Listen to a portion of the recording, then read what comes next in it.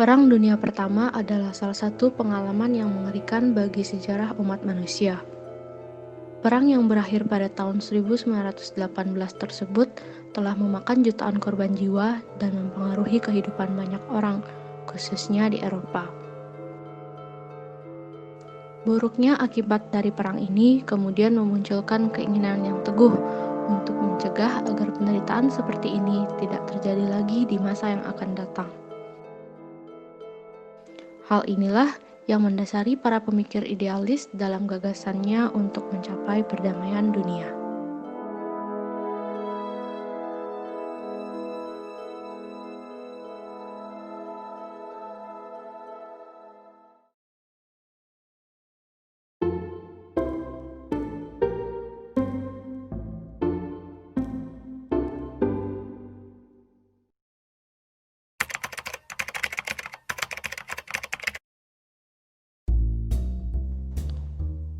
Idealisme atau juga disebut sebagai utopianisme berfokus kepada beberapa aspek seperti hukum internasional, organisasi internasional, interdependensi, kerjasama, dan perdamaian. Perspektif ini melihat optimisme di dalam umat manusia. Manusia dipandang memiliki rasionalitas yang jika digunakan dalam hubungan dan kerjasamanya dengan negara lain, maka dapat menciptakan keuntungan bagi semua pihak.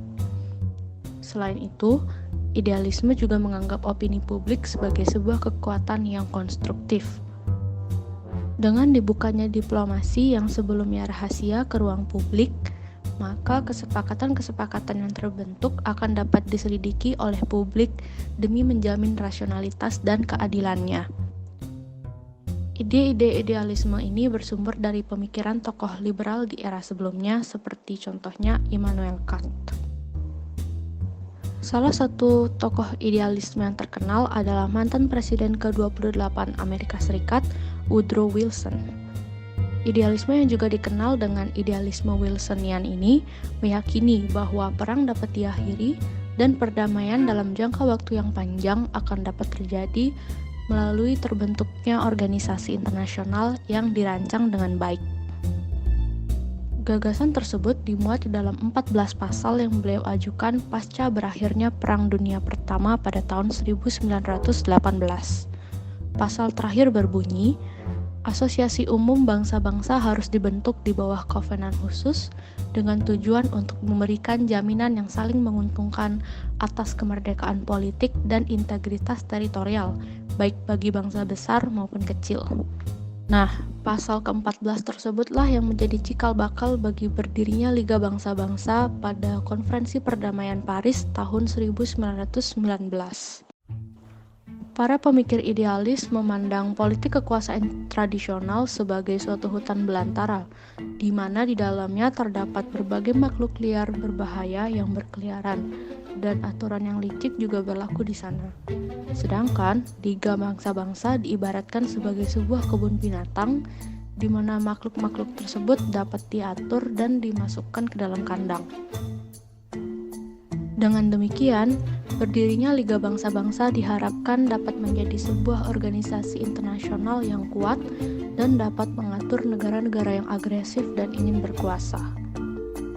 Ide-ide yang dicetuskan oleh kaum idealis ini mendominasi tahap awal dari hubungan internasional sebagai sebuah subjek akademik, dan hal ini populer pada tahun 1920-an. Masyarakat di dunia sedang mengalami masa pemulihan dari perang besar yang sebelumnya terjadi. Akan tetapi, seperti yang telah kita semua ketahui, sayang sekali keadaan tersebut tidak berlangsung lama. Liga Bangsa-Bangsa ternyata tidak berfungsi seperti yang diharapkan. Organisasi tersebut rupanya gagal untuk mengendalikan negara-negara yang agresif dan ingin berkuasa. Beberapa negara seperti Jerman dan Rusia justru keluar masuk organisasi tersebut. Munculnya pemimpin-pemimpin diktator di Jerman dan Italia juga membuat keadaan semakin memburuk. Di sisi lain, interdependensi ekonomi juga menjadi sulit untuk dilakukan karena terjadinya krisis ekonomi yang parah pada akhir tahun 1920. Krisis tersebut mendorong negara-negara untuk melakukan proteksi ekonomi yang ketat. Rupanya, paradigma idealisme ini kurang cocok untuk menjadi guidance bagi hubungan internasional di era tersebut.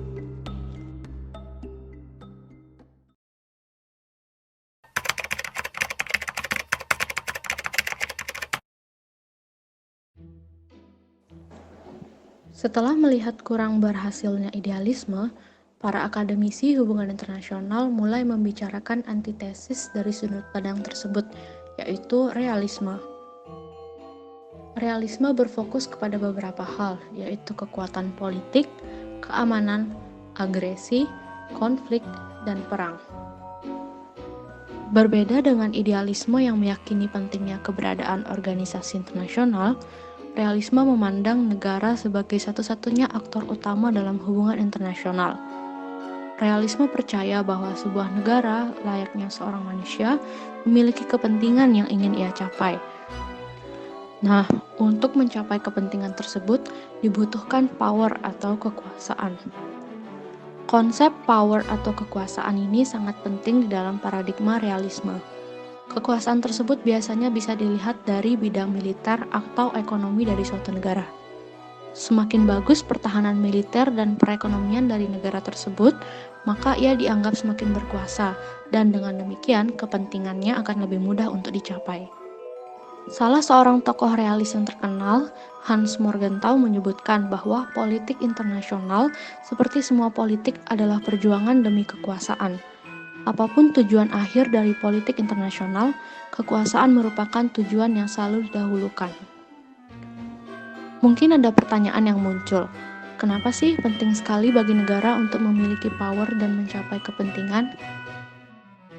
Jawabannya adalah, bagi kaum realis, hal ini disebabkan oleh sistem internasional yang berbentuk anarkis. Anarkis di sini berarti bahwa keadaan di mana tidak ada institusi atau otoritas yang lebih tinggi dari sebuah negara. Hal ini berbanding terbalik dengan sistem politik domestik, yang mana di dalamnya terdapat hierarki kekuasaan yang memungkinkan kepala negara untuk mengatur warga negaranya. Oleh karena itu, negara harus berjuang keras dan bergantung kepada dirinya sendiri demi mempertahankan eksistensinya. Selain itu, kaum realis percaya akan pentingnya distribusi kekuasaan di dalam sebuah sistem internasional. Dengan adanya balance of power atau keseimbangan kekuasaan, maka perang dapat dicegah dan stabilitas di dalam dunia internasional dapat terpelihara dengan baik. Ide-ide realisme ini berangkat dari pemikiran para tokoh realisme klasik di era-era sebelumnya. Analisis realisme klasik dinilai jauh lebih baik dalam memahami pergulatan politik internasional pada tahun 1930 hingga 1940-an. Terlebih lagi dengan adanya Perang Dingin pada akhir 1940, realisme menjadi cara berpikir yang dominan tentang hubungan internasional.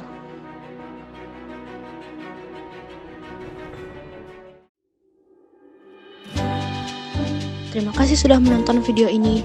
Silahkan klik like kalau kamu suka, dislike kalau nggak suka, dan jangan lupa tulis di kolom komentar di bawah bagaimana sih pandangan kamu terhadap dua perspektif di dalam perdebatan ini. Sampai jumpa!